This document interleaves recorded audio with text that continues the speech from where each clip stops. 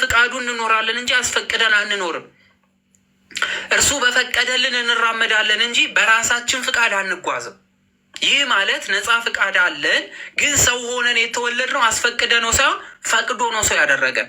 ለምን ሰው አረከኝ ብለን መክሰስ አንችልም። ብንከስ የሚሰማን የለም። ስለዚህ አምላክን ለምን ሰው ሆንክ ብሎ መክሰስ የሚችል ማንም ሰው የለም። ማንም። ለምን? የገዛ ፍቃዱ ስለሆነ። ሰው ግን አምላክ መሆን አይችልም። ለምን? ሰው ኗ። አምላክ ግን ሰው መሆን ይችላል። ለምን? ሰው የእጆቹ ስራ ስለሆነ። ሰው የእጆቹ ስራ ስለሆነ ሰው የተማረውን ትምህርት መሆን ይችላል። መማሩ ፍቃዱ ስለሆነ ሰውን የፈጠረ አምላክ ደግሞ የፈለገውን መሆን ይችላል ነው። ስለዚህ የመጀመሪያው አምላክ ሰው የሆነበት ምክንያት ቤዛ ሊሆነን ሊለምን ሳይሆን ቤዛ ማለት አዳኝ ማለት ነው። ራሱን ሰጥቶ ምን ቤዛ ሊሆነን ማን? ጌታችን ኢየሱስ ክርስቶስ። ለምን? መዳን በምን ስለሆነ? ድህነታችን የኃጢአት ስርየት በምን ስለሆነ? የኃጢአት ስርየት በምን? በደም። ስለዚህ ያቺ ደም ታስፈልገናለች። ያቺን ደም የምናገኛ ከክርስቶስ ነው። ስለዚህ ቤዛ ሊሆነን በደሙ ይቅር ሊለን በደሙ ሊምረን ምን ሆኗል ማለት ነው? ሰው ሆኗል። የመጀመሪያ ስለዚህ አምላክ ሰው ሆኗል። ለምን? ቤዛ ሊሆነን ብለን ትናንት ተማረን። ሁለተኛውስ አርአያ ሊሆነን የበደሉንን ይቅር ማለት የምንችለው ከእርሱ ተምረን ነው። የሚገሏችሁን ይቅር በሉ ብሏል። የሚገሉን ይቅር ብለናል። ከማን? ከእርሱ ተምረን። ስለዚህ አርአያ ሊሆነን፣ ምሳሌ ሊሆነን፣ ሊያስተምረን፣ የእርሱን መንገድ እንድንከተል እኔ ያየ አብን ተመለከተ እያለ እንደነገረን ሰማያዊ የሆነ ሚስጥራት እንደገለጠልን እርሱ ልክ እንደ ጾሙ እንጾማለን። እርሱ የሄደበትን መንገድ እንሄዳለን። እሱ ይቅር ያለበትን መንገድ እኛም እንጓዛለን። ስለዚህ አርአያ ሊሆነን ጌታችን መድኃኒታችን ኢየሱስ ክርስቶስ ምን ብሏል? ሰው ሆኗል። ሰው ሆኖ ባይመጣ ኖሮ አርአያ አድርገን አንከተለውም ነበረ። ብትወዱኝ መስቀሌን ተሸከሙ። እየሰማችሁ ብትወዱኝ ምን መስቀሌን ተሸከሙ። ስለዚህ መስቀል ተሸክሞ ያሳየን ማን ነው? ክርስቶስ ነው። መስቀሌን ተሸከሙ ሲል የሆነ በእንጨት የተመሳቀለ መሸከም አይደለም። መከራውን የመስቀሏን የመከራ መንገድ እንድንከተል ነግሮናል። ሌላ እርሱ የትንሣኤያችን በኩር ነው ብሎ ቅዱስ ጳውሎስ ገልጾታል። ለምን? እኛ ከሞት በኋላ ያለውን ህይወት እንድናይ ምን ሆኖናል? አርአያ ሆኗል። ምን ሆኖ? ከሞት ተነስቶ ሞትን ድል አድርጎ ስጋውን ከመቃብር አንስቶ ህይወት ያለን ሰዎች እንደሆነ ሊያስተምረን ሰው ሆኗል። አንድም ተጠምቋል። በመጠመቅ ውስጥ የመንፈስ ቅዱስን ልጅነት እንደምናገኝ ተጠምቆ አሳይቶናል። አንድም ጾሟል። በመጾም ውስጥ የምናገኘውን በረከት ነግሮናል። አንድም ተሰዷል። በስደት ውስጥ መከራ እንዳለብን ሊያሳየን ተሰዷል። አንድም ተጠምቷል። አንድም ገፍ ደርሶበታል። አንድም እስከ ሞት ድረስ ደርሷል፣ ፍቅሩን ለመግለጽ እስከ ሞት። ስለዚህ ፍቅሩን ሊገልጽ እስከ ሞት የደረሰ አምላክ እስከ ሞት እንድንታመንለት ነግሮናል። ስለዚህ አርአያ ሊሆነን ሰው ሆኗል። ሌላው ፍቅሩን ሊገልጥልን፣ ሶስተኛው ምንድን ነው? ክርስቶስ የሆነበት ፍቅሩን ሊገልጽልን። እንዴት?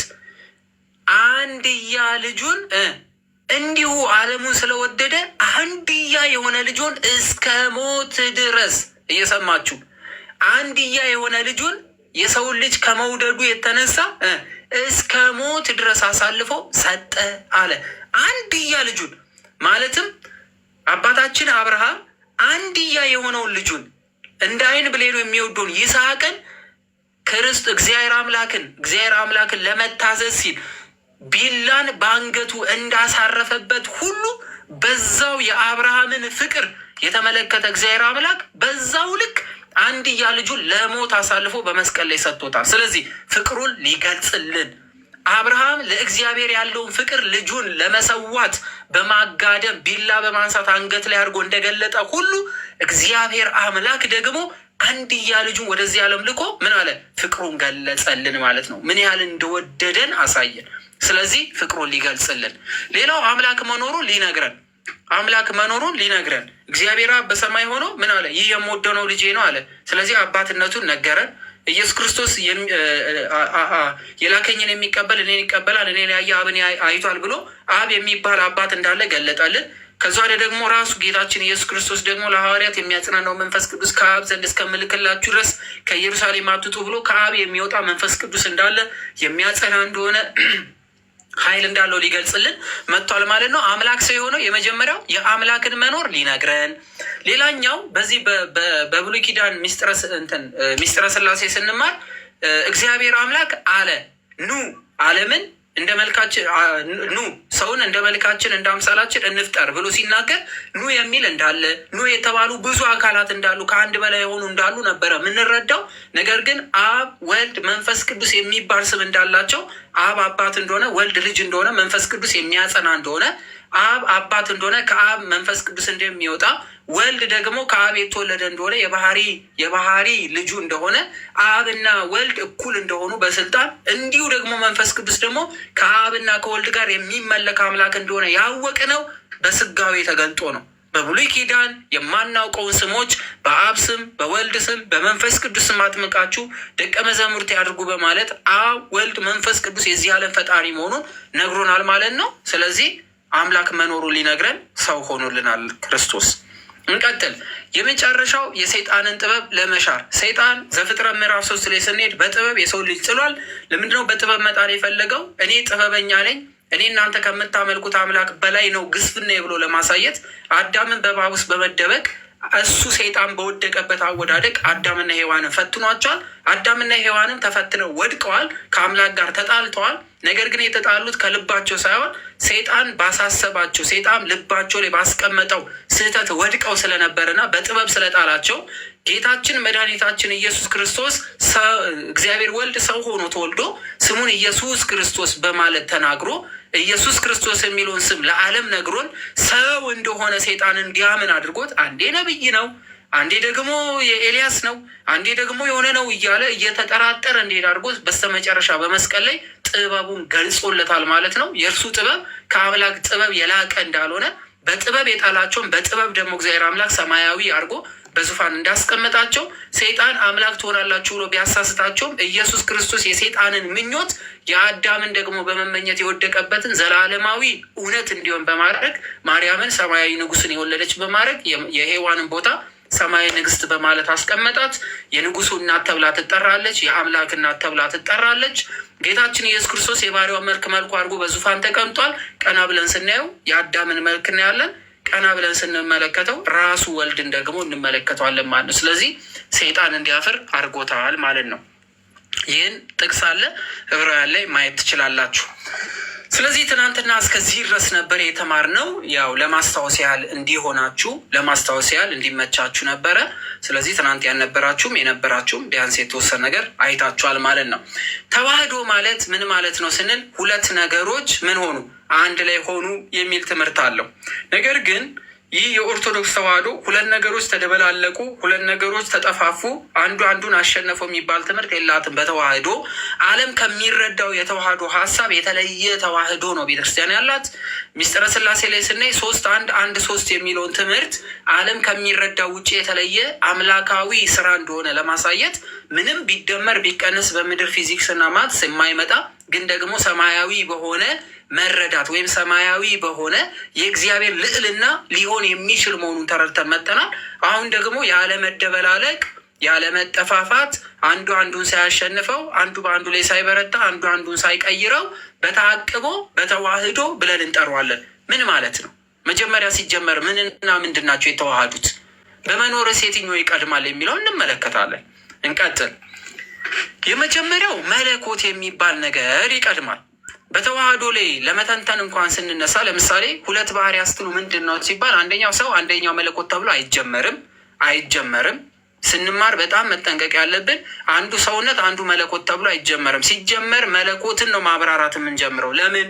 የእግዚአብሔር መኖር ከሰው ምን ስለሚቀድም፣ የእግዚአብሔር ባህሪ ከሰው ባህሪ ምን ስለሚቀድም፣ የእግዚአብሔር መኖር ከሰው ልጅ መኖር ምን ስለሚቀድም፣ የሰው ልጅ የፈጠረው አምላክ ስለሚቀድም መጀመሪያ በባህሪ ደረጃ እንኳን ስናስረዳ የሚቀድመው ከሰው ይልቅ ምንድን ነው? መለኮታዊ ስልጣንን መለኮታዊ ኃይልን ይሆናል ማለት ነው። ስለዚህ ከሁለት ባህሪ አንድ ስንል መጀመሪያ የምንጠቅሰው የአምላክን ባህሪ ይሆናል። ለምን? ይህን ሰውነት የፈጠረው አምላክ ስለሆነ። ስጋን ወይም ሰውነትን ባህሪ አስቀድመን መለኮትን ኋለኛ አድርገን ብናስረዳ መለኮትን ስጋ ይቀድማል የሚል ስለሚይዝብን ያፋልሰዋል ማለት ነው። ስለዚህ መለኮት ይቀድማል ማለት ነው። ምንድን ነው መለኮት ማለት? እስኪ እንማር። የመጀመሪያው መለኮት ስንል ይህ መለኮት ከአብ ጋር ከመንፈስ ቅዱስ ጋር የሚጋራው ማለት ነው። ማን በመለኮት አንድ ብለን ተምረናል። የመጀመሪያው ትምህርት ላይ በመለኮት አንድ ብለናል አይደለ? በመለኮት አንድ ብለናል። ወልድ ይህን መለኮት ከማንና ከማን ይጋረዋል? ማንና ማን ይጋረዋል? ከአብና ከመንፈስ ቅዱስ ይጋረዋል። ይጋረዋል ማለት አንድ ነው ማለት ነው። ሶስት ብለን አንከፍሎም። ስንት ብለን? አንድ ብለን እንጠሯለን። የአብ መለኮትነት፣ የወልድ መለኮትነት፣ የመንፈስ ቅዱስ መለኮት አንድ ነው ብለናል። አንድ አይደለ? አብ ለብቻው መለኮት ይባላል። ወልድ ለብቻው መለኮት ተብሎ ይጠራል። መንፈስ ቅዱስ ለብቻው መለኮት ተብሎ ይጠራል። ሶስት መለኮት ብለን አንጠራም፣ አንድ መለኮት ብለን ግን እንጠራለን። መለኮት ማለት አምላክ ማለት ነው፣ ፈጣሪ ማለት ነው ብለናል። በደንብ እየሰማችሁ አምላክ ማለት ነው መለኮት ማለት ወይም ደግሞ ፈጣሪ ማለት ነው ብለናል። ስለዚህ በመለኮት ወልድ ከአብና ከመንፈስ ቅዱስ ጋር እኩል ስልጣን አለው ብለናል። ምን ማለት መለኮት ስራው ምንድን ነው? እስኪ ዘርዝሩ። መለኮት ምን ያደርጋል? መለኮት ምን ያደርጋል? መለኮት ምን ያደርጋል? እስኪ የምታውቁትን ዘርዝሩ። መለኮት ምን ያደርጋል? እስኪ ምንድን ነው የሚሰራው መለኮት? መለኮት ማለት አንድ ብለናል። አብም ወልድም መንፈስ ቅዱስም አንድ መለኮት ብለናል። ሄኒ መፍጠር፣ በጣም አሪፍ። እሺ መለኮት ይፈጥራል። እሺ መለኮት ማለት አምላክ ማለት ነው። ይፈጥራል። እሺ ይፈጥራል፣ ይፈጥራል፣ ይፈጥራል። እሺ ፈጣሪ ነው። ይፈጥራል። እሺ ይፈጥራል። ሌላስ? ይፈርዳል። ትክክል። ይፈርዳል፣ ይገዛል። በጣም አሪፍ። በሁሉ ቦታ ይገኛል። ይሄ ባህሪ ነው። ቆይ ይገዛል። እሺ ይገዛል። እሺ ያድናል። እሺ ይፈርዳል፣ ያድናል። እሺ ገዢ ነው። በጣም አሪፍ። አያችሁ፣ ይምራል፣ የወደደውን ያደርጋል። ቀሲስዬ፣ እሺ የኔ አባት የወደደውን ያደርጋል። እሺ ይሄ የመለኮት ምኑ ነው? መለኮት ነው። በቃ ይሄ የመለኮት ስልጣኑ ነው። አሁን እየዘረዘርን ያለ ነው። ስለዚህ ይህን ሁሉ ከሚያደርገው መለኮት ይሄ ሁሉ የሚያደርገው ሲሆን በመለኮት አንድ ነው ብለናል። ይሄ መለኮት ከሶስቱ መሀል ስንቱ ነው የመጣው? ሶስቱም ወይስ አንዱ? ሰው የሆነው ሶስቱ አንዱ? ከሶስቱ አካላት አንዱ ወይስ ሶስቱ? ንገሩኝ። ከሶስቱ አካላት ሶስቱም ናቸው? አንዱ ነው ሰው የሆነው? አንዱ ወይስ ስንቱ? አንዱ ወይስ ስንቱ? ጻፉ ሁላችሁም። አሁን በደንብ ስለምንረዳ እናንተ እንድትሳተፉ ስለፈለግኩ ነው። በደንብ ይህን የተረዳ በቃ ሚስጥረ ስላሴ ጨረሰ። እግዚአብሔር አምላክ የተመሰገነ። ስጋዌን ከሚስጥረ ስላሴ ጨረሳ። ከዚህ በኋላ የሚያነበው ግራ ያጋባው። ከሶስቱ አካላት አንዱ ምን ሆኗል? ሰው ሆኗል። ከየት አመጣ ነው? እኒያ ዘፍጥረት ምዕራፍ 3 ላይ ከሶስቱ አካላት አንዱ ይህን መልኩ እንደሚያደርግ አስቀድሞ ተናግሮ እንደነበረ እንመልከት። ዘፍጥረት ምዕራፍ 3 ላይ እንደዚህ ይላል። ዘፍጥረት ምዕራፍ 3 ከቁጥር 22 ላይ ዘፍጥረት ምዕራፍ 3 ከቁጥር 22 ላይ እዩት። ከሶስቱ አካል አንዱ ሰው እንደሆነ እዩ። አንዱ ሰው ሆኗል። ከሶስቱ አካላት አንዱ። ከሶስቱ አካላት ስንል አካል ማለት ይሄ እጅ እግር ምናምን እንዳልሆነ ታውቃላችሁ አይደለ? አካል ማለት እኔ ማለት የሚችል አሁን ከሶስቱ አካላት አንዱ ተወለደ እያልን ነው። መወለድ የሚችለው ከሶስቱ አካላት ማን ነው ብለናል? አካል ሶስትነትን ነው የሚያሳየው። አካል ሶስትነት ከሶስቱ አካላት እኔ እወለዳለሁ የሚለው ማን ነው ብለናል? እኔ ተወላጅ ነኝ ብሎ የሚናገረው ማን ነው ብለናል? እኔ ማለት አካልነትን ነው የሚገልጸው። እኔ እወለዳለሁ የሚለው ከሶስቱ አካላት ማን ብቻ ነው? ማን ብቻ ነው? ወልድ። ጎበዞች፣ ይሄ ነው በቃ ጀግንነት። ማርያምን እሰይ ደስ ሲል ቃል ተብሎ የተጠራ ወልድ። በጣም አሪፍ። አብ አይወለድም፣ መንፈስ ቅዱስ አይወለድም ብለናል አይደለ? መንፈስ ቅዱስ አይወለድም፣ አብ አይወለድም። የሚወለደው ከሶስቱ አካላት አንዱ ነው። እሺ ጥሩ። ታዲያ አንዱ የባሪያውን መልክ እንዴት እንደመሰለ አስቀድሞ ሲናገር ተመልከቱት። የኦሪት ዘፍጥረት ምዕራፍ 3 ከቁጥር 22 ላይ እግዚአብሔር አምላክም አለ። እየሰማችሁ እግዚአብሔር አምላክም አለ ሲል እቺ ውሳኔ የስንት አካላት ውሳኔ ነው? እግዚአብሔር አምላክም አለ ሲል ስንትነትን ያሳያል። አሁን እግዚአብሔር እየተናገረ ነው። እግዚአብሔር አምላክም አለ ስንትነትን ያሳያል። ስንትነትን እግዚአብሔር አምላክ አለ የምትሉ ቋንቋ ስንትነትን ያሳያል። አንድ። ስለዚህ እግዚአብሔር አምላክ ሲናገር እግዚአብሔር አምላክ ተናገረ ስንል አንድ። እሺ ጥሩ። እግዚአብሔር ብለን የምንጠራው ስሞች ስንት ናቸው? እግዚአብሔር ብለን ስንጠራ የምንጠራቸው ስሞች ስንት ናቸው? ጻፏቸው። እግዚአብሔር አምላክ አለ ሲል ስልጣንን ነው የሚናገረው። ስልጣንን አለ ማለት ስልጣን ነው። እግዚአብሔር ብለን ስንጠራ ስንት ስሞች በውስጡ አሉ? ስንት ስሞች አሉ? እግዚአብሔር ብለን ስንጠራ ስንት ስም አለ? ስንት ስሞች አሉ? እግዚአብሔር ብለን የምንጠራው ስንት ስም አለ? ሶስት። እግዚአብሔር ብለን ስንጠራ ስንት ስም አለ? 3። ማን? አብ፣ ወልድ፣ መንፈስ ቅዱስ አይደለ? አብ፣ ወልድ፣ መንፈስ ቅዱስ 3 ስሞች የታወቅ ነው። ራሱ ክርስቶስ ምን ብሎ በአብ ስም፣ በወልድ ስም፣ በመንፈስ ቅዱስ ስም አጥምቁ ብሎ 3 ስሞችን አሳውቆናል። ስለዚህ እግዚአብሔር አምላክ አለ ሲል 3 በአንድነት የተወሰነ ውሳኔ ማለት ነው። 3 በአንድነት የተወሰነ ውሳኔ። ምሳሌ ልስጣችሁ። አለ እያለ የ3ቱም ውሳኔ እንዴት አረጋችሁ ስንል በዳኝነት ይኸው፣ በደንብ እየሰማችሁ በምድራዊ ዳኝነት። ቆይ አንዴ ፊቴን ላዙርላችሁ።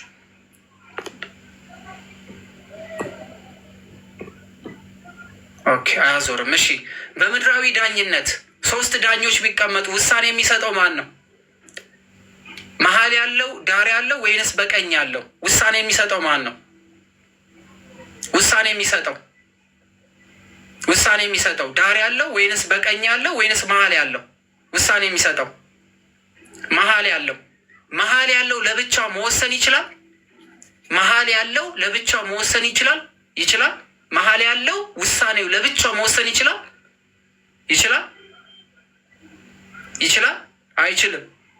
አይችልም። መሀል ያለው ለብቻው ውሳኔ መወሰን አይችልም። ቀኝና ግራውን አማክሮ አንድ ላይ የሚወስኑትን ውሳኔ በማን ይሰሙታል? መሀል ባለው ዳኛ። በጣም አሪፍ። አሁን 3 እንዳለ ምሳሌ ነው። እሺ፣ ምድራዊ ሰማያዊ ምሳሌ ነው። በደንብ እያያችሁ ብቻውን መወሰን አይችልም። 3 ሆነው እስከተቀመጡ ድረስ 3ቱም ውሳኔያቸው በአንድ ይገለጣል። እያያችሁ እግዚአብሔር አምላክም አለ። እግዚአብሔር አምላክ አለ ሲል አንድነትን ያሳያል። በዚህ እግዚአብሔር በሚለው ስም ውስጥ አብ፣ ወልድ፣ መንፈስ ቅዱስ አለ ተገልጧል። እሱን ተምረናል። እነሆ አዳም መልካምን ክፉን ለማወቅ ከእኛ እንደ አንዱ ሆነ አለ። ከእኛ እንደማን? ከእኛ መካከል እንደማን? እንደ አንዱ። ከእኛ ሲል ስንት ያሳያል? ብዙ አይደለ? ብዙ። ግን አሁን ሚስጥረ ሥላሴ ስለተማረ 3 ናቸው። ከእኛ መካከል እንደ አንዱ ሆነ ብሎ ተናገረ። ሆነ ብሎ የሚናገረው ቃል ነው። ሰምታችኋል? ቃል ሰማያዊ ምድራዊ ነገርን ይገልጣል። ስለዚህ ቃል ይናገራል። ከእኛ መካከል እንደ አንዱ ሆነ አለ። እንደ አንዱ ሆነ ሲል ከ3ቱ አካላት የአዳምን መልኩ ያደረገው ማን ነው? 3ቱም ወይስ አንዱ? 3ቱ አንዱ። የአዳምን መልኩ ያደረገ አዳምን የሆነ የአዳምን ስጋው ያደረገ ስጋና ደምን የተዋሃደ 3ቱም ናቸው። አንዱ ነው። ስለዚህ አዳም እውቀትን የሚያውቅ ከእኛ መካከል እንደ አንዱ ሆነ አለና ከ3ቱ አካላት አንዱ ምን ሆነ? ሰው ሆኖ ተወለደ። ይህ ከ3ቱ አካላት አንዱ የሆነው ራሱ ደግሞ ምንድን ነው? አምላክ ነው። ቃል ነው። ዓለምን አስቀድሞ ምን ያለ የፈጠረ ነው። እንቀጥላ። ስለዚህ መለኮት ምን ሆኗል? የመጀመሪያው 2 ባህሪያት ብለን ስንጠራ መለኮትን እያየን ነው። ከነዚህ ከ2ቱ ባህሪያት መካከል የመለኮት ባህሪ ከ3ቱ አካላት የአንዱ ባህሪ ነው። የአንዱ ባህሪ ማለት የአብም የመንፈስ ቅዱስም ነው ማለት ነው። ስለዚህ መለኮት ፈጣሪ ነው። በባህሪ ከአብና ከመንፈስ ቅዱስ ጋር አንድ የሆነ ነው። እሺ፣ ከዛ ወዲያስ ከ3ቱ አካላት ደግሞ አንዱ ወልድ ነው ብሎ ይናገራል። ስለዚህ መለኮት አንዱ እንደሆነ አስቀድሞ ዘፍጥረት ላይ ተመለከትን። ከዛ ወዲያ በአዲስ ኪዳን መጣን። ከ3ቱ አካላት አንዱ ተወለደ። ይህን ደግሞ የሚያረጋግጥልን ሉቃስ ወንጌል ነው። እንቀጥል። ከዚህ ከ3ቱ አካላት አንዱ ልጅ የተባለው መወለዱን የሚያረጋግጥልን ደግሞ ማን ነው? ይህ መለኮት የነበረው ቃል የነበረው ከ3ቱ አካላት አንድ የሆነው ኢየሱስ ክርስቶስ ተብሎ መጠራቱን ደግሞ ለማወቅ ሉቃስ ላይ እንሂድ። ሉቃስ ምዕራፍ 1 የሉቃስ ወንጌል ምዕራፍ 1 በደንብ እያያችሁ የሉቃስ ወንጌል ምዕራፍ 1 ላይ ማን ሲነግረን? ክርስቶስ ገብርኤል። የመጀመሪያው ምስክር ማን? ገብርኤል። እንመልከት።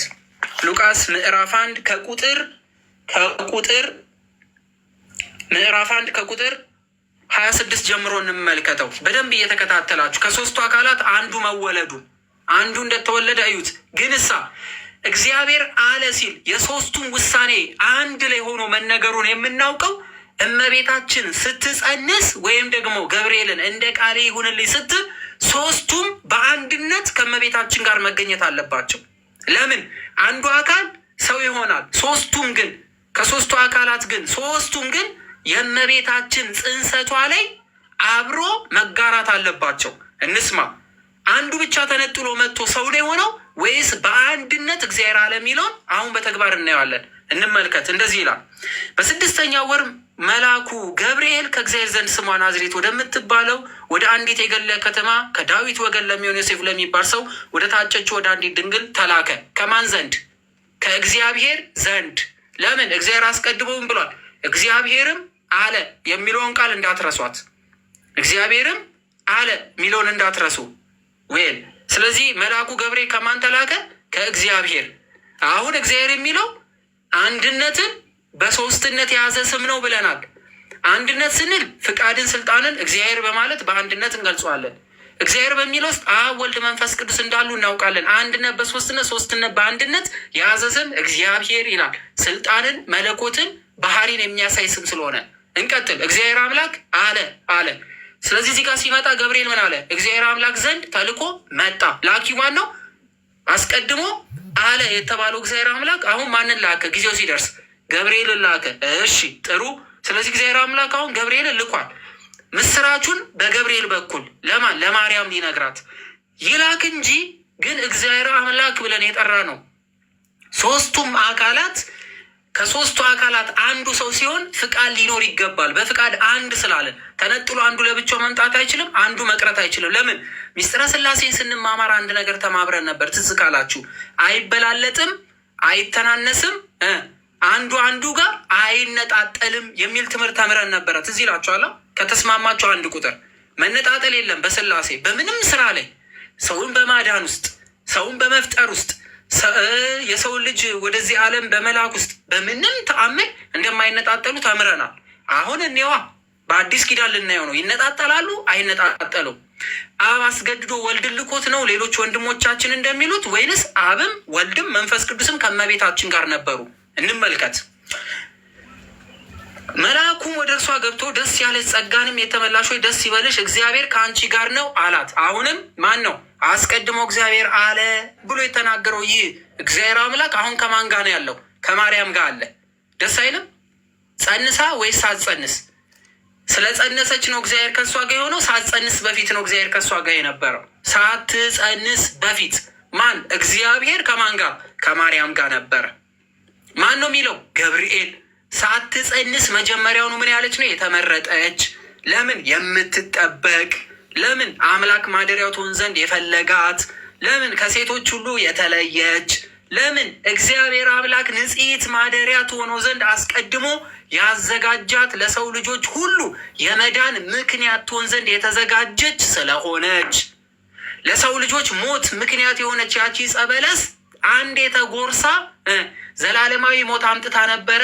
እመቤታችን ቅድስት ድንግል ማርያም ደግሞ ያቺን የሞት በለስ የምታርቅ እውነተኛ የሆነ ምግብን የምታዘጋጅ ምንድናት ማለት ነው? የበለሷ ዛፍ ናት። የዘላለም ሕይወት ማዘጋጃ መንገድ። ስለዚህ ቤዛዊተ ዓለም ተባለች። ለምን?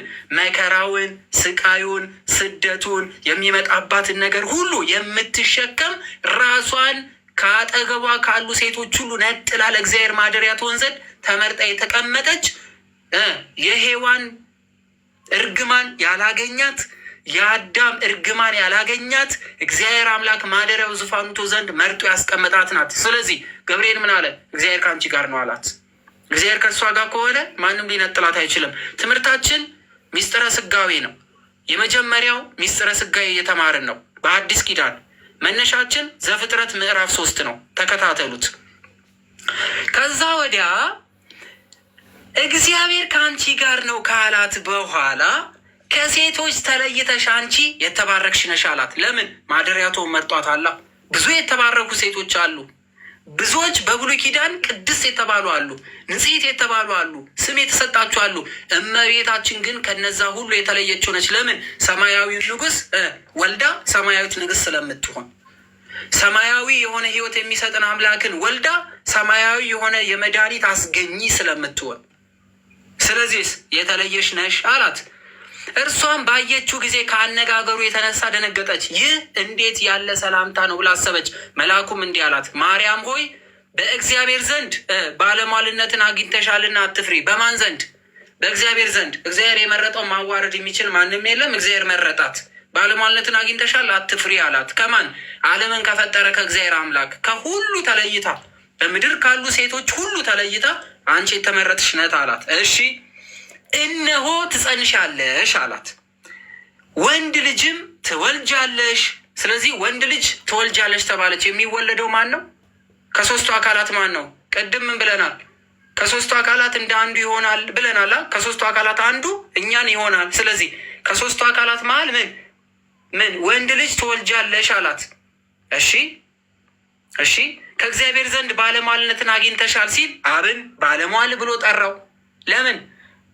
እንዲወለድ ማድረግ የሚችል የባህሪ ልጁን እንዲወለድ ማድረግ የሚችለው አብ ወላጅ ስለሆነ፣ አብ ወላጅ ስለሆነ የባህሪ አባት ልዑል ተብሎ ስለሚጠራ አብን ምን አለው? ማርያም ሆይ በእግዚአብሔር ዘንድ ባለሟልነትን አግኝተሻል ሲል እግዚአብሔር ዘንድ ባለሟልነትን አግኝተሻል፣ እነሆ ትጸንሻለሽ፣ ወንድ ልጅ ትወልጃለሽ። የሚወለዱ አካል ከሶስቱ አካል አንዱ ነው፣ ወልድ ነው። እንቀጥል። እርሱም ታላቅ ነው፣ የልዑል እግዚአብሔር ልጅ ይባላል ተባለ። የልዑል እግዚአብሔር ልጅ ተብሎ ሲጠራ ልጄ ብሎ የሚጠራው ልዑል የተባለ በሰማይ ካሉ ከሶስት አካላት ማን ነው? ልጄ ብሎ መጥራት የሚችል ማን ነው? ልጄ ብሎ የሚጠራ የልዑል እግዚአብሔር ልጅ ይባላል ሲባል ልጄ ብሎ መጥራት የሚችል ማን ነው? ማን ነው? አብ ነው? ወልድ ነው? መንፈስ ቅዱስ? ማን ነው? አብ። እሺ የልዑል እግዚአብሔር ልጅ ይባላል ተብሎ ደግሞ የተጠራው ማን ነው? የልዑል እግዚአብሔር ልጅ ማን ነው? የልዑል እግዚአብሔር ልጅ ቅድመ ዓለም ከመፈጠሩ በፊት ልጅ ተብሎ የሚጠራው ደግሞ ማን ነው? ወልድ። ሁለት ነገር አገኘና የልዑል እግዚአብሔር ልጅ ይባላል ሲባል አብ የወለደው የአብ ልጅ ተብሎ የሚጠራው ወልድ ተብሎ የምናውቀው እመቤታችን የምትወልደው ኢየሱስ ክርስቶስ ሁለት ፍቃድ አግኝተናል። ገብርኤል ስለ ሁለቱ ነገረን። እንቀጥል። ሁለቱ ላይ አያቆምም። ከዛ ወዲያ ምን አለ? ወንድ ልጅም ትወልጃለሽ፣ ስሙንም ኢየሱስ ያለሽ፣ እርሱም ታላቅ ነው፣ የልዑል እግዚአብሔር ልጅ ይባላል። እግዚአብሔር አምላክ የአባቱን የዳዊት ዙፋን ይሰጠዋል፣ ለያዕቆብ ወገንም ለዘላለሙ ይነግሣል፣ ለመንግስቱም ፍጻሜ የለውም አላት።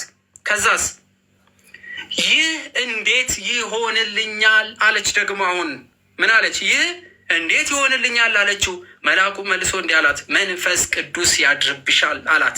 ስንተኛ አካል አገኘን አሁን? መንፈስ ቅዱስ ያድርብሻል። ስንተኛ አካል? ሶስት። ስንተኛ አካል? ሶስተኛ አካል መንፈስ ቅዱስ። ከመንፈስ ቅዱስ በኋላ የተገለጠ አለ? የለም። ለምን? ሶስት አካል ነው ያለው። አራተኛ አካል የለ፣ አምስተኛ አካል የለም። አስቀድሞ እግዚአብሔር አለ አዳም ከኛ መካከል እንደ አንዱ ሆነ ብሎ የተናገረው እግዚአብሔር አምላክ ዛሬ በማርያም ላይ በገብርኤል በኩል ተገለጠ። ስለዚህ ይህ የተወለደው ከሶስቱ አካል አንዱ ነው፣ መለኮት ነው። ስለዚህ የመለኮት ባህሪ፣ ወደ ትምህርታችን እንመለስ። የመለኮት ባህሪ የመጀመሪያው በሁሉ ቦታ ያለ። ስለዚህ ጌታችን መድኃኒታችን ኢየሱስ ክርስቶስ መለኮታዊ ባህሪ ያለው ከሶስቱ አካል አንዱ ነው። ስለዚህ በሁሉ ቦታ መገኘት ይችላል። ዘላለማዊ ነው፣ ሞት የማይገዛው ነው። ከሁሉ በላይ ነው፣ ከሁሉ በላይ የሆነ ነው። ዓለምን ሁሉ የፈጠረ የተዋህደውን ስጋ ራሱ የፈጠረ አምላክ ስለሆነ ከሁሉ በላይ መጀመሪያ ነው። ማን? ወልድ። አሁን እያወራን ያለ ነው ስለ ወልድ ነው። ሁሉን የሚያውቅ ነው። ስለዚህ ሁሉን የሚያውቅ አምላክ ነው። ማን? መለኮት የተዋህደው ሰው የሆነው ሁሉን ምን የሚል ነው? በመለኮታዊ ስልጣኑ ከሁለት ባህሪያት አንድ ሆነ አይደል የምንለው። ስለዚህ ወልድ፣ ስለ ወልድ ነው የምናወራው። ይህ የወልድ ባህሪ ነው መለኮታዊ ኃይሉ። ስለዚህ ምን ይላል? ሁሉን ያውቃል። ስለዚህ አባቴ ያውቃል እኔ አላውቅም የሚልባቸው ፓርቶች ለምን ተናገረ የሚለው እናያለን። ምክንያቱም ሁሉን አዋቂ ነው፣ ሁሉን የሚያውቅ ስለሆነ። እሺ እንቀጥል። ሁሉን ማድረግ የሚችል ነው። ስለዚህ ሙታንን ያስነሳል፣ የፈለገውን ያደርጋል፣ የመጨረሻውን ነገር ያውቃል። ስለዚህ ምንድነው? ሁሉን ማድረግ የሚችል አምላክ ነው ሰው የሆነው። እሺ ሁሉን ደግሞ ምን ያለ ነው? የፈጠረ ነው። ሁሉን የፈጠረ ነው። ሁሉን የፈጠረ ስንል ሰውንም የፈጠረ ነው። ስለዚህ የፈጠረውን አካል ምን ያለ ነው? የተዋሃደ ነው እያለን ነው። ስለዚህ መለኮታዊ ኃይል ረቂቅ ነው፣ በሁሉ ቦታ የሚገኝ ነው፣ የማይራብ ነው፣ የማይጠማ ነው፣ አግዙኝ የማይል ነው፣ ዘላለማዊ ነው፣ ከሁሉ በላይ ነው፣ ሁሉን የሚያውቅ ነው፣ ሁሉን ማድረግ የሚችል ነው፣ ሁሉን የፈጠረ ነው። ማን? ወልድ። አሁን መለኮት ስንል ስለማን ነው? ስለ ወልድ። መለኮት ስንል አንድ ባህሪ ስለሆነ አሁን እያወራን ያለ ነው ስለ አንደኛው ባህር። ይህ ባህሪ የማን ባህሪ ነው? የወልድ። ይህ ባህሪ ከማን ጋር ይጋራዋል? ይህን ባህሪ ከማንና ከማን? ከአብና ከመንፈስ ቅዱስ። ስለዚህ ይሄ ባህሪ ያለው ሰው የሆነው ይህ ያያችሁ፣ ይህ ቃል ይህ መለኮት ምን ሆነ? ሰው ሆነ። ይህ ሰው የሆነው ደግሞ ማን ነው? መለኮት ነው። ስለዚህ ይህ ሰው ሆኖ የለመነውን ልማኔ የለመናቸውን ልመናዎች ሁሉ በመለኮታዊ ስልጣኑ ደግሞ ምን ማለት ይችላል? በሁሉ ቦታ ይገኛል። ዘላለማዊ ነው። ከሁሉ በላይ ነው። ሁሉን የሚያውቅ ነው። ሁሉን ማድረግ የሚችል ነው። ሁሉን የፈጠረ ነው። ሁሉን የፈጠረ ስለሆነ እሱ በመስቀል ሰው ሆነ፣ ተሰቀለ። ስለ ሰውነቱ ለመነ፣ ስለ አምላክነቱ ደግሞ ይቅር አለ። ስለ ሰውነቱ ተራበ፣ ስለ አምላክነቱ ደግሞ ምን አለ? ሞትን ድል አደረገ። ስለ ስጋው የሚሞት ሆነ፣ ስለ መለኮታዊ ባህሪው ደግሞ ሁሉም ማድረግ የሚችል ስለሆነ ሞትን ድል አደረገ። ስለ ሰውነቱ ይቅር እንዲባሉ ለመነ፣ ስለ አምላክነቱ ደግሞ ራሱ መልሶ ምን አለ? ይቅር አለ። ይህ ቃል መጀመሪያ ነበረ። ይህንን የፈጠረ ነው። ይህንን የፈጠረውን ደግሞ የራሱ አካል አደረገ።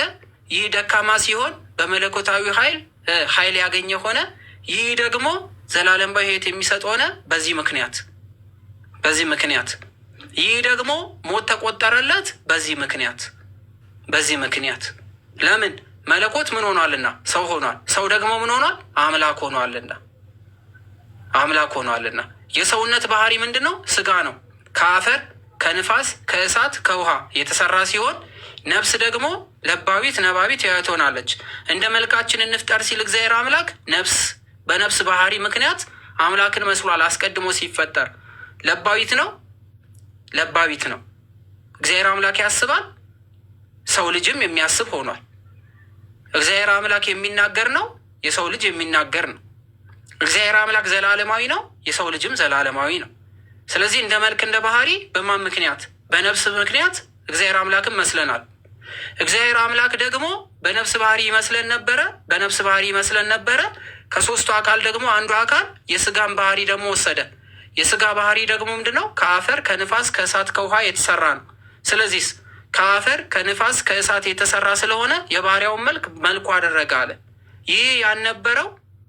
ይህ ባህሪ ያልነበረው ግን ይሄ ባህሪ የነበረው የሰው ልጅ ይሄ አስቀድሞ በደንብ እየሰማችሁ ይህ አስቀድሞ ምስጢረ ስጋዌ በደንብ እያያችሁ ይህን ከተማርን በኋላ እንቀጥላለን። ይኸውላችሁ ሰው በመለኮት ተፈጠረ። አስቀድሞ መለኮት ነበረ። መለኮት ይሄንን ፈጠረው። ይህን ሲፈጥረው በመለኮት ባህሪና መልክ ተፈጠረ። የመለኮት ባህሪ ዘላለማዊ ነው። የሰው ልጅም በባህሪው ምክንያት ምን ሆነ? ሕያዊ ሆነ፣ ዘላለማዊ ሆነ።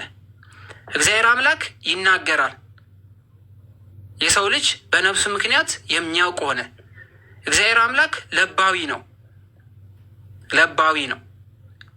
ልብ ተብሎ አብ ተጠርቷልና አብ ያስባልና ሰው የሚያስብ ሆነ። በባህሪው አብን መሰለ። በባህሪው ነባቢት ነው፣ ተናጋሪ ነው። ስለዚህ ነባቢት ቃል ነው። ቃል ይናገርነት አብና መንፈስ ቅዱስ ይኖራሉ። የሰው ልጅ በነፍሱ ባህሪ አምላክን መስሏል። በስጋ ባህሪ ግን አምላክን አልመሰለም። ለምን? አምላክ ረቂቅ ነው። አምላክ የማይዳሰስ ነበረ። ከሶስቱ አካላት አንዱ አካል ደግሞ መለኮት የሶስቱን የነፍስ ባህሪያት ቢኖሩትም ባህሪውም ቢሆንም ለአዳም የሰጠው የባህሪያውን መልክ ሊመስል ሰው ሆነ። ሰው ሲሆን ደግሞ አፈርነት፣ ንፋስነት፣ እሳትነት፣ ውሃነት ያለውን የአዳምን የባህሪያውን መልኩ አደረገ። ስለዚህ በእነዚህ ባህሪያት ዘላለማዊ የሆነ በመለኮቱ ባህሪ ሁሉም ማድረግ የሚችል ቢሆንም የሰውን ባህሪው አድርጓልና ውስን ሆነ። ስለ ውስንነቱ ሰዎች በአጭር ቋንቋ በቦታ ወስነው የሚይዙት ሆነ። በቦታ ወስነው በመስቀል የሚሰቅሉት ሆነ። ስለምን? ሰው ውስን ነውና የሰውን ባህሪው አድርጓልና መለኮት የመለኮትን ባህሪ ቢኖረውም የሰው ባህሪ የመለኮት ባህሪ ሰውነት ውስጥ ይኸውላችሁ የመለኮትን ባህሪ በሰው ውስጥ ብናገኝም የሰውነት ባህሪ ደግሞ የአምላክ ሆኗልና ሰው ሆኗልና እነዚህም ባህሪያት የያዘ ውስን ያልሆነ አምላክ ምን ሆነ? ውስን ያልሆነ አምላክ በጠባብ ደረት በቤተልሔም የተወለደ የተሰደደ በቀራንዮ የተሰቀለ ብለን እንድናወራበት ሆነ። በሁሉ ቦታ የሚገኝ አምላክ በስጋው ምክንያት ውስን አለው። የሚደክም ሆነ ግን የማይደክም አምላክ ለምን? የዚህን የሰው ባህሪ ምን ስላደረገ? ባህሪው ስላደረገ ደከመ ብሎ ጻፈለት። የሚያበላ አምላክ ነው። ሁሉን ማድረግ የሚችል አምላክ ነው። ሁሉን የፈጠረ አምላክ ነው። ሁሉን የሚያውቅ አምላክ ሆነ። ነገር ግን የሰውነትን ባህሪው ስላደረገ ምን ሆኗል? ምን ሆነ? የሚራብ ሆነ። የሚያበላ አምላክ በሰውነት ባህሪ ምን ሆነ? የሚጠማ ሆነ። ይህ ባህሪ የማን ስለሆነ? የሰው ስለሆነ። የሚታመም ሆነ፣ ሕማም ተሰማው። የሚያንቀላፋ ሆነ። የማይተኛ አምላክ፣ የሚጠብቀን አምላክ ምን ሆነ? የሚያንቀላፋ ተባለ። ስለምን? ስለ ስጋው። የሚሞት ሆነ። መለኮት የማይሞት ነው። ነገር ግን በስጋው በመለኮት የማይሞት ቢሆንም ይህን የሰው ባህሪው አድርጓልና ምን ሆኗል? የሚሞት ሆነ። ለዚህ በስጋው ሞተ አለን። ስለዚህ ኢየሱስ ክርስቶስ ብለን ስንጠራ የእነዚህ የሁለት ባህሪያት አንድ ሆኖ የተገለጠ አምላክ ማለት ነው። መለኮቱ ሰውነቱን አጥፍቶታል ወይ ስንል መለኮት በሰውነት አይጠፋም። ሰውነትስ መለኮትን አጥፍቶታል ስንል መለኮት የሚጠፋ አይደለም። መለኮትስ ሰውነቱን አጥፍቶታል ቢባል መለኮት ሰውነትን አላጠፋም። ለምን ስንል ጌታችን መድኃኒታችን ኢየሱስ ክርስቶስ ታሟል። የስጋ ባህሪ ነው።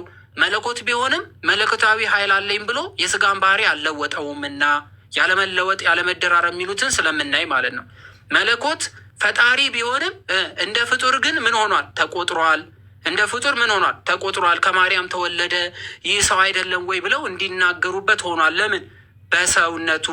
በሰውነቱ ፍጡር ብቻ ብለን እንዳናወራ ደግሞ ይህ ደግሞ መለኮት ነውና ለስጋ የሚቆጠር ሁሉ ለመለኮት ይቆጠራል። ጌታችን ኢየሱስ ክርስቶስ ከተዋህዶ በኋላ ይህንን ፍጡር የነበረውን ሰውነቱ ካረገ በኋላ ለሰውነት የሚነገር ሁሉ ለመለኮት ይሆናልና ፍጡር ብለን ብንጠራው ክርስቶስን የፈጣሪን ባህሪ ምን ይለዋል? ይውጠዋልና ወይም ያጠፋዋልና ክርስቶስ ምን አንለው? ፍጡር ብለን አንጠራውም።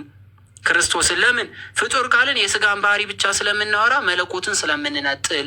ነገር ግን አምላክ ወሰብ ወይም ሰውና አምላክ ወይም ሰው አምላክ የሆነ አምላክ ሰው የሆነ ሰው አምላክ የሆነ ብለን እንጠራዋለን እንጂ ፍጡር ማለት አይቻልም። ተወለደ እንጂ ተፈጠረ አይባልም።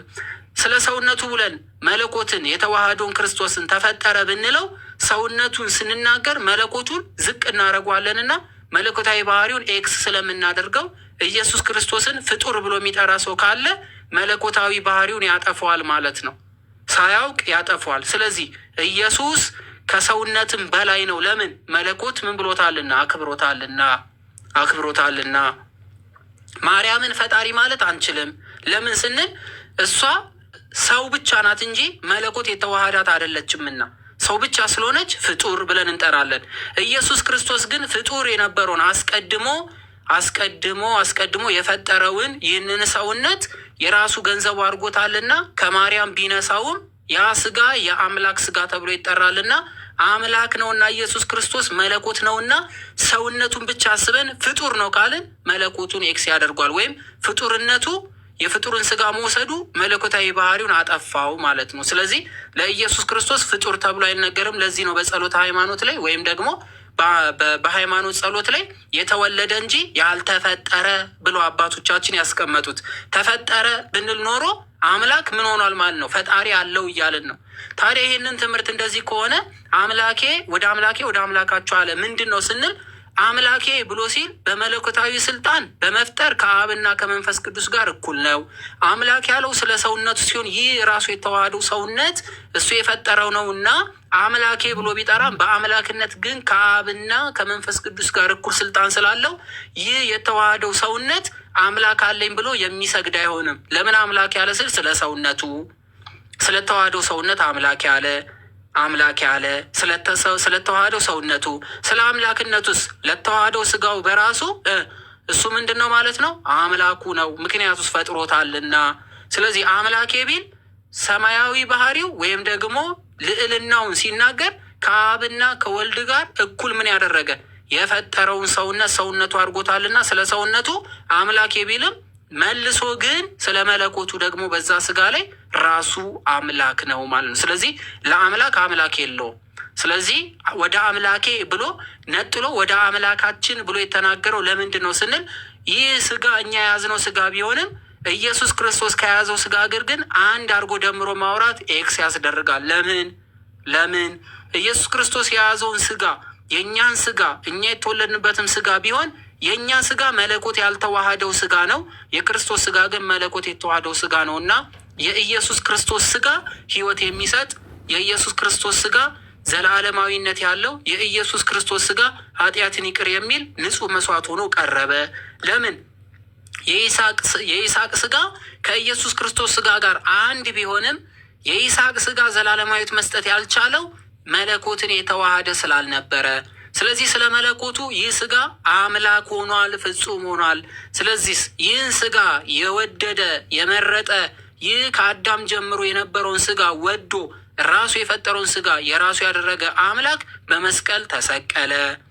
መለኮት በባህሪው የማይሞት ቢሆንም፣ መለኮት በባህሪው የማይቀጠቀጥ ቢሆንም፣ መለኮት በባህሪው የሚለምነው አምላክ ባይኖርም አምላክን ለመነ ተብሎ እንዲሆን ሆነ። ስለምን? ዕብራውያን ላይ ቅዱስ ጳውሎስ እንደተናገረው ሰው የሆነው ቤዛ ሊሆነን ነውና የእርሱ ቤዛነት ከመልከ ጼዴቅ ክህነት ጋር አንድ ስለሆነ የኢየሱስ ክርስቶስ ክህነቱ ከመልከ ጼዴቅ ጋር አንድ ክህነት ያለው ስለሆነ ሰው ልጅ ለመዳን መለኮት ደም ስለሌለው፣ መለኮት የማይደማ ስለሆነ፣ መለኮት ሞት የማይቆጠርለት ስለሆነ ስሬት የኃጢአት ስሬት ደግሞ በደም ይሰጥ ስለነበረ ጌታችን ኢየሱስ ክርስቶስ ከሰው ምን ነሳ? ሥጋንና ደምን ነሳ፣ ነፍስን ነሳ ማለት ነው። ነፍስ ባይነሳ ኖሮ ለመለኮት ሞት አይቆጠርም። አንድ ሰው ሞተ የምንለው የነፍስና የሥጋ መለያየት ነው። ስለዚህ ክርስቶስ ሞት የተቆጠረለት በነሳው ነፍስ ነውና ነፍሱ ከሥጋው ስትነጠል ሞት ተቆጠረ። ሥጋ በአፈር ገባ። ነፍስ ሕያዊት ናትና ከመለኮት ጋር ወደ ሲኦል ወረደች። ከመለኮት ጋር ወደ ሲኦል ብትወርድም መለኮት ከሥጋው አልተነጠለም። ለምን? በሞተ ሥጋ ላይ ስልጣን እንዳለው አልዓዛርን ከሞት ቀስቅሶ አሳይቶናልና። ስለዚህ መለኮት በቦታ አይወሰንም። ለምን? በሁሉ ቦታ መገኘት የሚችል አምላክ ነውና። ሲኦል አትገድበውም፣ መሬት አይገድበውም፣ ተራራ አይገድበውም፣ ውሃ አይገድበውምና መለኮት በሁሉ ቦታ ያለ ነው። ስለዚህ መለኮት ከነፍስ ጋር ወደ ሲኦል ቢወርድም መለኮት ደግሞ ከሥጋው ጋር ነበረ። ምክንያቱስ መለኮት ስፍር የሆነ ቦታ ስለሌለው በሁሉ ቦታ የሚገኝ ስለሆነ፣ ምክንያቱም በሁሉ ቦታ ያለ ብሎ ይጠራዋል። ስለዚህ ሥጋው በመቃብር ቢሆንም መለኮቱ አብሮት አለ። ነፍስ ወደ ሲኦል ከመለኮት ጋር ብትወርድም መለኮት ያልተነጠላት ናትና ሕያውያንና ሙታን ላይ ስልጣን እንዳለው ሲያሳይ በደብረ ዘይት ላይ ምን አረገ? ሙሴን ከሙታን መካከል በመጥራት አልዓዛርን ደግሞ በመቃብር ሥጋውን በመጥራት በሁለቱም ላይ ስልጣን እንዳለው አሳይቷል ማለት ነው። ስለዚህ ኢየሱስ ክርስቶስ የሚለው ስም መለኮትና ሰውነትን አንድ ያደረገ አምላክ እንላለን። ይህ ምንድን ነው? ባህሪ ነው።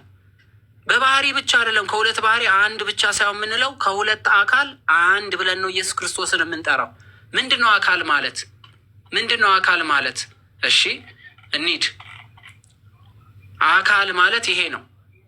አካል ማለት ይሄ ነው። ፍጹም አካል አለው፣ ሰውም ፍጹም አካል አለው። እየሰማችሁ፣ በአካል ሁለት ግን አንድ። ምን ማለት ነው? ፍጹም አምላክ ነው። ፍጹም አምላክ ነው። ማን? እኔ አምላክ ነኝ ብሎ በመለኮቱ ይናገራል። ፍጹም ሰው ነው። እኔ ደግሞ የሰው ልጅ ነኝ ብሎ መናገር ይችላል። ስለዚህ ሰውና አምላክ በተዋህዶ አንድ ሆኗል። ስለዚህ እኔ አምላክ ነኝ ብሎ መናገር የሚችለው በመለኮቱ የተቆጠረለት፣ እኔ ሰው ነኝ ብሎ መናገር የሚችል በፍጥረቱ የሚናገረው አዳምና የአዳም ሥጋና እኔ አምላክ ነኝ ፈጥሬዋለሁ ይሄንን ብሎ የሚናገረው አምላክ ምን ሆኗል ማለት ነው? እነዚህ በእመቤታችን ማኅፀን ውስጥ አንድ ሆኗል። ግን ያለምን ስለዚህ ከሁለት ባህሪ አንድ፣ ከሁለት አካል አንድ እንላለን። ያለምን ይኸው አሁን እዚህ ጋር በደንብ ያዙ ሰዎች፣ ግራ የሚጋቡት ነገር ያለመለወጥ። የመጀመሪያው ያለመለወጥ ሰውነቱ እኔ ሰው ነኝ የሚለው ባህሪ ሳይለወጥ እኔ አምላክ ነኝ የሚለው ባህሪ ሳይለወጥ፣ ወይም ደግሞ መለኮታዊ ባህሪው ሰውነቱን ሳይቀይር። እንዴት? ጌታችን ኢየሱስ ክርስቶስ ውሃን ወደ ወይን እንደቀየረው አይነት መለወጥ አይደለም። መለኮት ሰውነቱን አልለወጠውም፣ ሰውነትም አምላክነቱን አልለወጠውም። ሰው ስለሆነ ተወለደ፣ አምላክ ስለሆነ ደግሞ ሞትን ድል አድርጎ ከመቃብር ተነስቷልና። ስለዚህ ያለ መለወጥ በተአቅቦ ምን ሆኗል? ውሃ ወደ ወይን እንደተለወጠው ሳይሆን በተአቅቦ መለኮት ከሰውነት ጋር ሁለት ባህሪ አንድ ሆኖ ተጠርቷልና ይህ በአምላክነቱ አድርጎታል፣ ይህም በሰውነቱ አድርጎታል ተብሎ አይከፈልምና ማለት ነው። አይከፈልምና ተለወጠም አንለውም። በምድር ሲኖር ሰው ነው፣ ወደ ሰማይ ሲያርግ አምላክ ነው ተብሎ እግዚአብሔር አምላክ ሁለት ቦታ አይከፈልምና። ሌላኛው ያለ መመለስ እንበለ ሚጠት ይሉታል። ያለ መመለስ ምን ማለት ነው? የሙሴ በትር ወደ እባብነት ዘፍጥረት ዘጸአት ላይ አይ ቲንክ ዘጸአት ላይ ይመስለኛል። ስለዚህ የፈርዖን ሰዎች እባብን በትራቸውን ጥለው እባብ አድርጓት ነበረ። ሙሴን በትሩን ጥሎ እባብ አድርጎት ነበረ። ከዛ ወዲያ እባብ ከሆነ በኋላ ደግሞ ሲጨብጠው ደግሞ ምን ሆኗል? እባቦቹን ከዋጠ በኋላ በትር ሆኗል።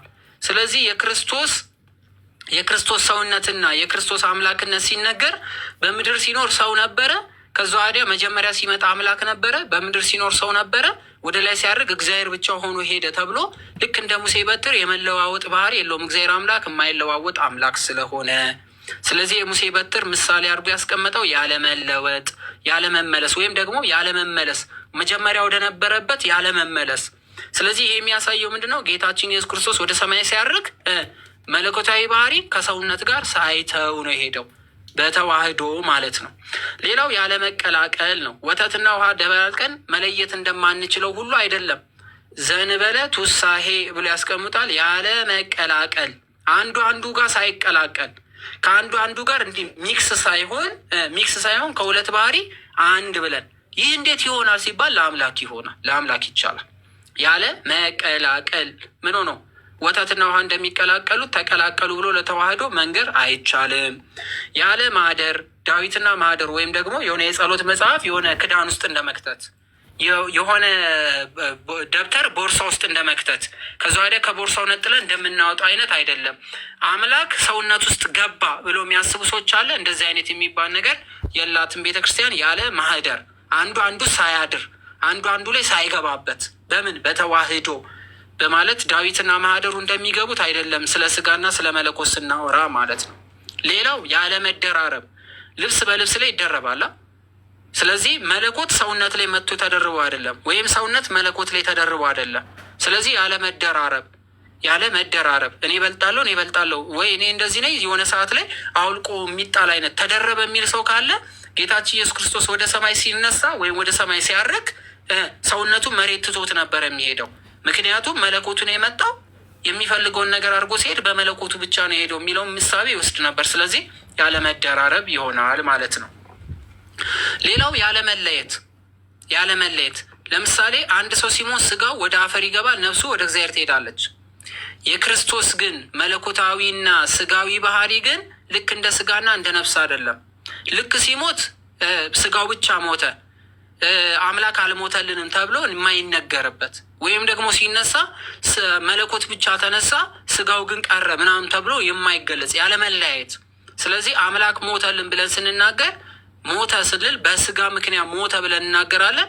ግን መለኮት ለሰው ልጆች ምን ብሏል? በስጋ ምክንያት ሕማም ተቆጥሮለታል። አልተለያዩም ማለት ነው። አልተለያዩም። ያለመለያየት። ሌላው ያለመነጣጠል ነው። እንጨትና ዛቢያው ወይም ደግሞ የሆነ ይሄ መጥረቢያ አለ አይደለ? እንጨቱ ሌላ መጥረቢያው ሌላ፣ እንደዚህ አይነት ነገር የለም ማለት ነው። ስለዚህ አለመነጣጠል፣ ይህ ብረት ነው ይህ እንጨት ነው ተብሎ አይነገርለትም። ይህ ሰውነት ነው ይህ መለኮት ነው ተብሎ አይበተንም ማለት ነው። ስለዚህ አለመነጣጠል፣ እግዚአብሔር ወልድ ፍጹም ሰው ሆኗል፣ እግዚአብሔር ወልድ ፍጹም አምላክ ነው ብለን እንናገራለን ማለት። ስለዚህ ስለ ተዋህዶ ስናወራ ያለ መለዋወጥ፣ ያለ መመለስ፣ ያለ መቀላቀል፣ ያለ ማህደር፣ ያለ መደራረብ፣ ያለ መለየት፣ ያለ መነጣጠል ጌታችን መድኃኒታችን ኢየሱስ ክርስቶስ ፍጹም አምላክ ፍጹም ሰው ነው ብለን እናወራለን ማለት ነው። ለዛሬ ይችን ያህል ሊሄድላችሁ። ከዛ ወዲያ በተዋህዶ የከበረው ፍጹም አምላክ ነው ወይስ አይደለም የሚለውን እናያለን ማለት ነው። ለዛሬ እዚህ ጋር ይብቃን። ጥያቄ ያላችሁ ትገባላችሁ። ቀሲስም ከስር ይኖራሉ ብዬ አስባለሁ የተወሰነ ያህል። እሳቸው ደግሞ ይጨምሩና በቀጥታ ጥያቄ መቀበል እንጀምራለን። በአጭር ቶሎ እያልን መልስ እንሰጣችኋለን። ጥያቄ ያላችሁ መግባት ትችላላችሁ። እግዚአብሔር ከእናንተ ጋር ይሁን። አምላክ ከኛ ጋር ይሁን።